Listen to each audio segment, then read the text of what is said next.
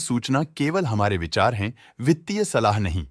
निर्णय लेने से पहले खुद शोध करें। किसी भी लाभ या हानि के लिए हम उत्तरदायी नहीं हैं। आज हम देख रहे हैं Mrs Bector's food specialities limited के 2025-26 Q1 की standalone financial performance. Starting with the sales, पिछले क्वार्टर से सेल्स में 6.5% का इंक्रीज हुआ है, मगर कंपनी ने पिछले साल के मुकाबले 7% का सेल्स इंक्रीज रिपोर्ट किया। Expenses 7% quarter on quarter increase हो गए हैं, जो साल भर के 10% के राइज के साथ अलाइन करता है। क्वार्टरली सेल्स के कंपैरिजन में एक्सपेंसेस इंक्रीज होना दिखाता है कंपनी ने एक्सपेंसेस मैनेज करने के लिए स्ट्रगल किया। कंपनी ने पूरी साल के दौरान चैलेंजेस का सामना किया। ऑपरेटिंग प्रॉफिट, जो पिछले साल के कंपैरिजन में -12% डाउन हुआ है, quarter on quarter around 4% increase हुआ है। Operating profit margin (OPM) annual basis पे -2.5% से डिक्रीज हुआ है और पिछले क्वार्टर के कंपैरिजन में -0% से डिक्रीज हुआ है। एक्सेप्शनल आइटम्स को ऐड करके अदर इनकम पिछले क्वार्टर के कंपैरिजन में -36.5% गिर गई, बावजूद इसकी ईयरली ग्रोथ 26% हुई है। इंटरेस्ट एक्सपेंसेस पिछले क्वार्टर से 69.5% अप हुआ, लेकिन ईयर ओवर ईयर डिक्रीज -27% हुआ है। डिप्रिशिएशन कॉस्ट्स में 10% का क्लाइम देखने को मिला और ईयरली बेसिस पे 20.5% का इंक्रीज देखा गया। Profit before tax annually -19.5% decrease हुआ, लेकिन प्रोसीडिंग क्वार्टर से -12% डिक्रीज हुआ है। इस साल कंपनी ने 25.5% टैक्स पे किया और क्वार्टरली कंपनी ने 25% टैक्स पे किया है। नेट प्रॉफिट ने ईयर ऑन ईयर -19% का डिक्लाइन दिखाया, लेकिन लास्ट क्वार्टर से -14% का कंट्रैक्शन हुआ है। इस क्वार्टर के दौरान कंपनी का परफॉर्मेंस इतना अच्छा नहीं रहा।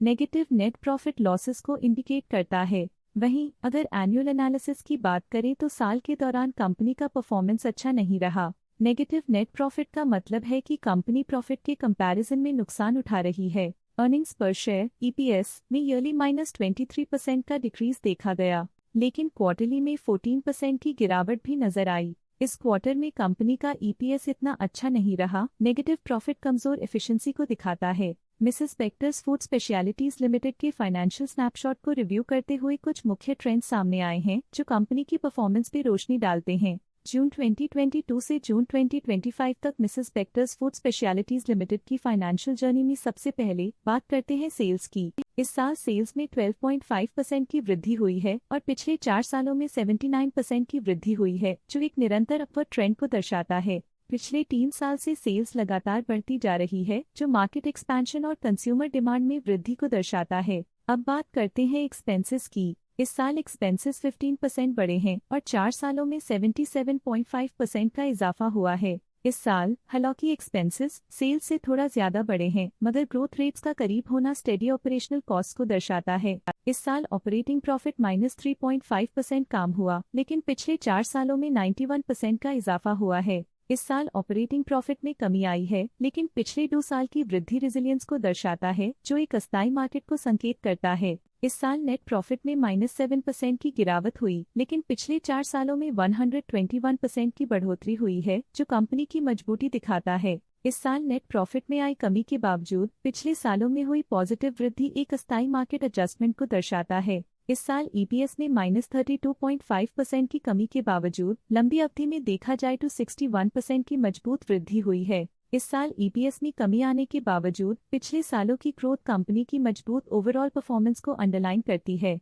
चलिए अब बात करते हैं शेयर होल्डिंग पैटर्न की। मिसेस बेक्टर्स फूड स्पेशलिटीज की शेयर होल्डिंग रिपोर्ट्स कुछ इस प्रकार की हैं, जो अननोन 2025 के तक चलता है। ये रिपोर्ट कंपनी के शेयर्स की डिटेल्ड जानकारी देता है, जिसमें promoters, promoter groups, foreign investors, public investors और सरकारी एंटिटीज शामिल हैं। पब्लिक हेल्थ शेयर्स का परसेंटेज 2025 के में 15.41% से 2025 के में 15.13% तक डिक्रीज हो गया। इस डिक्रीज से साफ है कि इस टाइम पीरियड में कंपनी में पब्लिक का हिस्सा डिक्रीज हुआ है।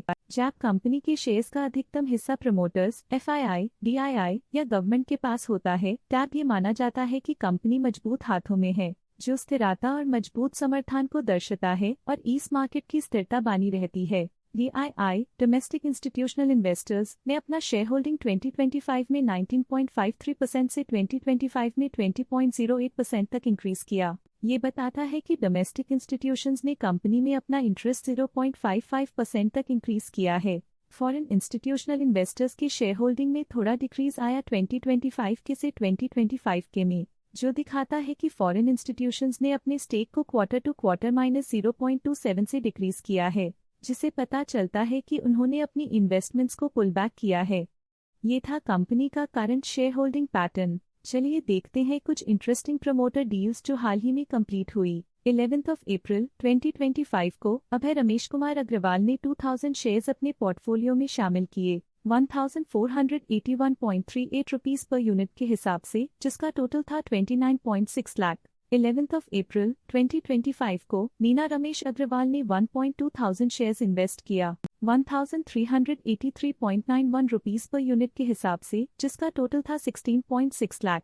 उम्मीद करते हैं कि इस क्वार्टर के प्रमोटर डील्स का ये विश्लेषण आपको पसंद आया होगा और उपयोगी लगा होगा। अब नजर डालते हैं मिसेस बेक्टर्स फूड स्पेशलिटीज के स्टॉक रिकमेंडेशन पे। लोटस स्टॉक का करंट प्राइस 1821.55 रुपीस चल रहा है। एलकेपी सिक्योरिटीज लिमिटेड ने स्टॉक की बाय रिकमेंडेशन दी थी। उन्होंने स्टॉक का टारगेट प्राइस 1750 का अनुमान लगाया था। रिकमेंडेशन के समय स्टॉक का प्राइस 1464.9 चल रहा था, जो करंट प्राइस से 21.8% डाउन है। आनंद राठी ने स्टॉक की बाय रिकमेंडेशन दी थी। उन्होंने स्टॉक का टारगेट प्राइस 1875 का अनुमान लगाया था। रिकमेंडेशन के समय स्टॉक का प्राइस 1491.2 चल रहा था, जो करंट प्राइस से 22.6% अप है। असित सी मेहता ने स्टॉक की बाय रिकमेंडेशन दी थी। उन्होंने स्टॉक का टारगेट प्राइस 1510 का अनुमान लगाया था। रिकमेंडेशन के समय स्टॉक का प्राइस 1276.1 चल रहा था, जो करंट प्राइस से -20.1% डाउन है। आज के लिए फाइनेंशियल सेक्टर में इतना ही। देखने के लिए धन्यवाद। स्टॉक लेटेस्ट न्यूज अपडेट के लिए चैनल को सब्सक्राइब करें और वीडियो को लाइक एंड शेयर करें।